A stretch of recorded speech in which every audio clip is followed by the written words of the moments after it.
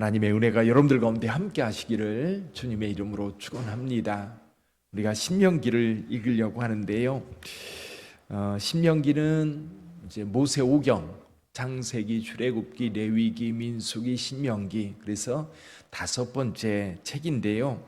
신명기는 출애굽 사건, 애굽에서 노예 생활하던 이스라엘 백성이 애굽을 떠나 홍해를 건너 시내산 거쳐 오늘 가데스 바네아 이야기가 많이 나오는데요. 가데스 바네아를 거쳐서 이제 40년 만에 지금 모압 평지, 요단 동편 모압 평지에 모여 있습니다. 이제 모세도 하나님의 부름을 받을 시간이 가까워 온 거예요.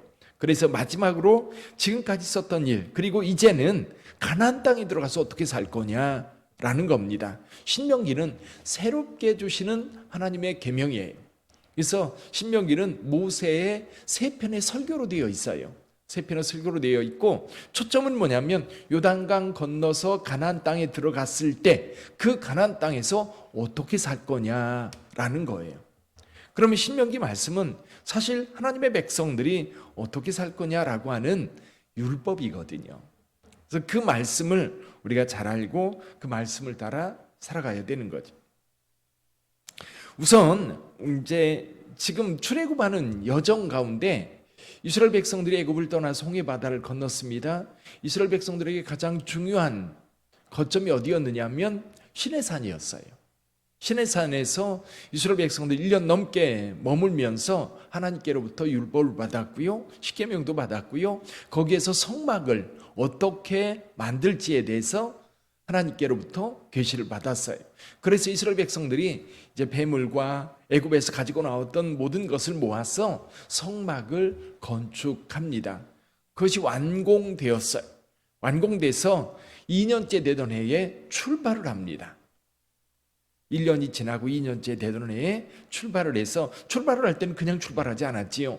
지도자들을 세우고, 그리고 진영을 갖추고, 그리고 질서정연하게 행군을 시작했던 겁니다.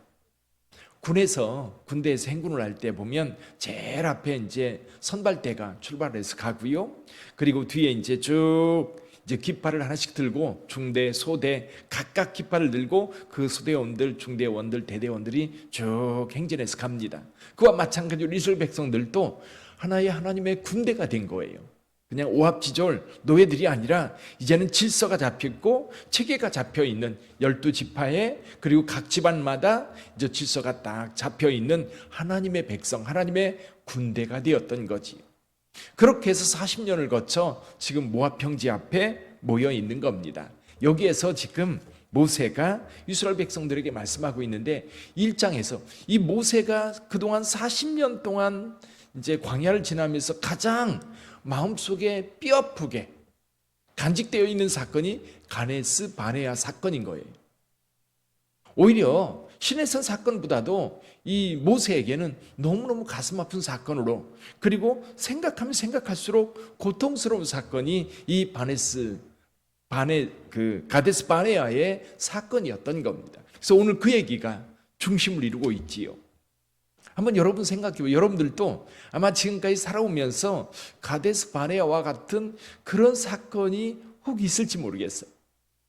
그때 믿음의 선택이 아닌 내 욕심, 아니면 내가 뭔가 두려움에 사로잡혀서 믿음으로 나가지 못한 채 머뭇머뭇하다가 상당히 오랫동안 고통을 당했던 일이 있다면 거기가 바로 가데스 바네아예요.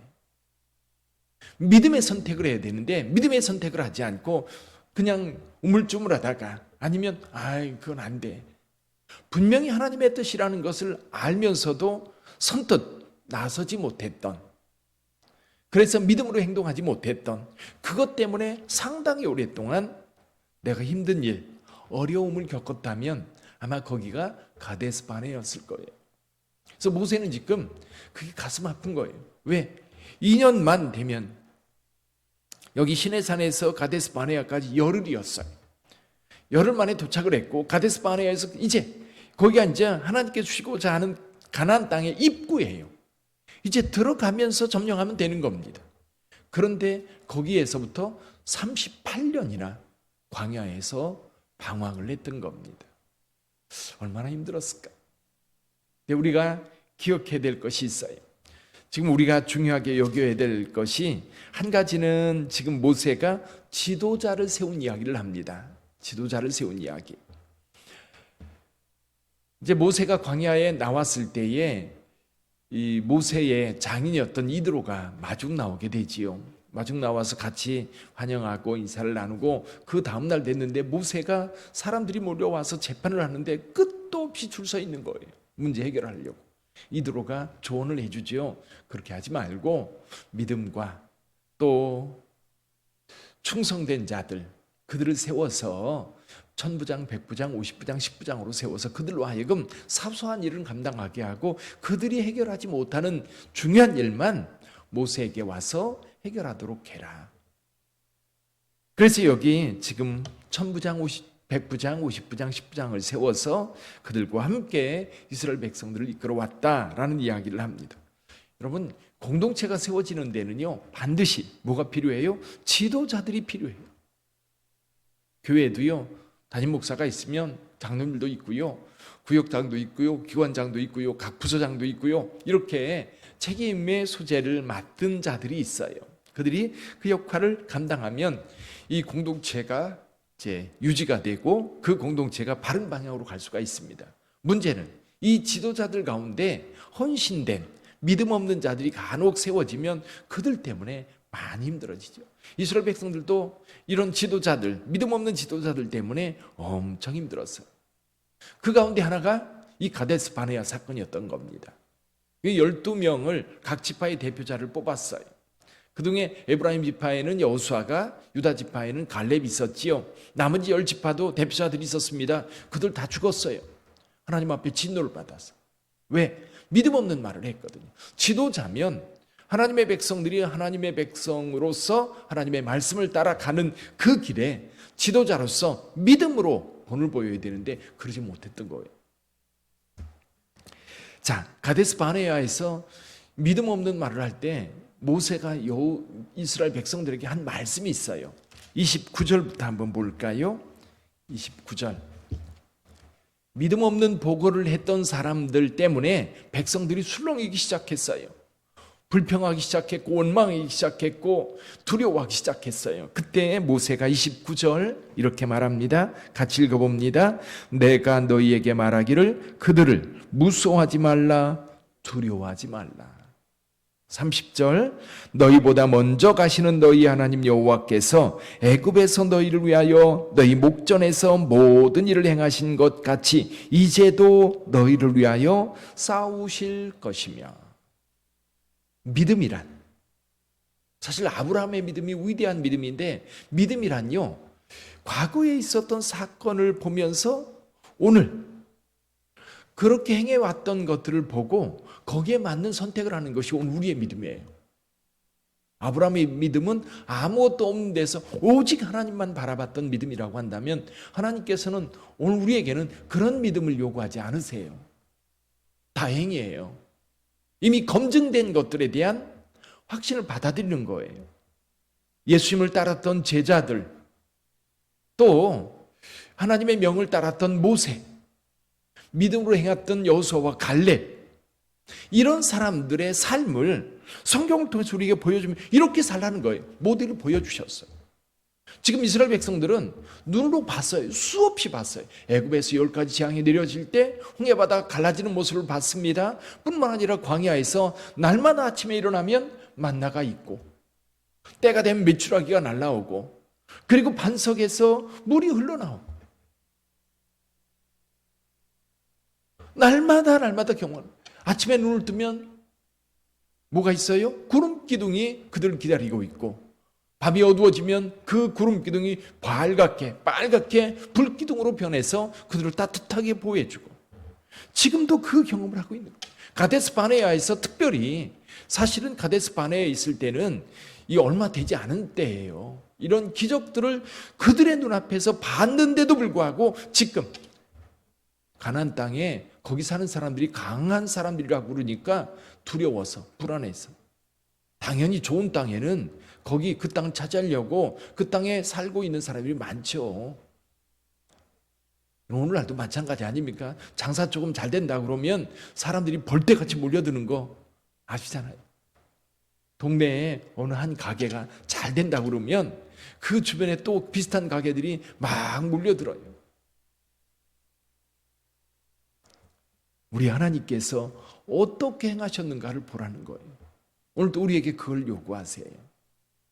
하나님께서 어떻게 우리 가운데 역사하신, 개인의 삶에도 그래요. 우리가 하나님 앞에 어떤 태도를 보이는가에 따라서 우리의 삶이 너무너무 달라지는 것을, 우리 하나님께서 얼마나 많은 축복을 우리에게 주시는지 우리는 경험하면서 여기까지 왔거든요. 교회도 그렇고 개인도 그렇고. 우리 31절 한번 더 읽어볼까요? 광야에서도 너희가 당하였거니와 사람이 자기의 아들을 안는 것 같이 너희의 하나님 여호와께서 너희가 걸어온 길에서 너희를 안으사 이곳까지 이르게 하셨느니라. 이곳까지 온 것도 하나님의 은혜 때문에 왔다는 겁니다. 그 광야길 걸어온 것 은혜 때문에, 하나님이 도와주셨기 때문에 하나님께서 안아서 우리를 여기까지 오게 했다는 겁니다. 그런데 이스라엘 백성들이 그 말을 믿지 않아요. 그 말을 듣지 않아요. 여러분, 오늘도 마찬가지입니다. 제가 교회 건축하면서 수십 번 그런 마음이 들었다 사라졌다 들어서, 어떤 일이 딱 닥치면 갑자기 가슴이요, 사실 혈당이 확 오르는 기분이에요. 그러면 하나님 앞에 기도합니다. 기도하다 보면 하나님께서 그러신 것 같아요.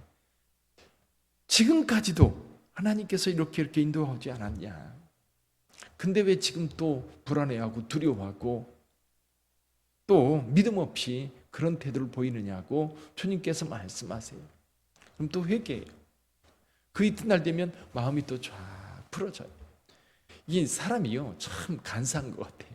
이게 계속 반복되는 거예요. 아마 여러분의 삶에도 그럴 거예요. 뭔가 어려움이 확 닥치면 막 하나님 원망하고 짜증내고 막 겁이 나가지고 두려워서 벌벌 떨다가, 기도하는 분들은 그 마음이요 오래 가지 않아요. 금방 하나님 앞에 서면 하나님께서 책망도 하시고 또 위로도 하시고 말씀으로 방향도 가르쳐 주세요. 기도하고 주님을 가까이 하는 사람들은 인간이기 때문에 그런 마음이 칵 들었다가도 말씀 듣고 기도하고 그리고 생각하고 묵상하다 보면, 아, 하나님께서 길을 열어주시는구나, 하나님께서 나와 함께 하시는구나, 금방 깨달아요. 근데 기도하지 않는 분들은요 너무너무 힘들어요. 절망하고 낙심하고 그리고 교회를 떠나고 하나님이 어디 있느냐고 그러고, 그런 경우를 보게 되면 너무 답답해요. 저게 아닌데. 오늘 한번 다시 돌아보시기를 바랍니다. 혹시 나에게 가데스 바네아는 언제지? 여러분, 그걸 기억해야 앞으로도요 이런 우를 범하지 않아요. 모세가 가장 먼저 이 신명기를 이야기하면서 이 가데스 바네아 사건을 이야기하는 이유는 그때 교훈, 믿음 없는 것이 얼마나 큰 대가를 치르는가를 이야기해 주는 거예요. 오늘도 마찬가지입니다. 우리가 건축하는 것도 그렇고 또 우리 개인의 신앙생활에도 믿음 없이 행하는 것에 대한 대가가 너무너무 커요. 그러니까 좀 겁나고 두렵지만 하나님이 나와 함께 하시고, 지금까지 하나님께서 나에게 이런 능력으로 함께 해주셔서 여기까지 왔고, 그렇다면 앞으로도 하나님께서 우리를 선한 길로 하나님의 능력으로 인도하실 것을 믿고 가는 저와 여러분들이 되기를 주님의 이름으로 축원합니다. 기도하겠습니다.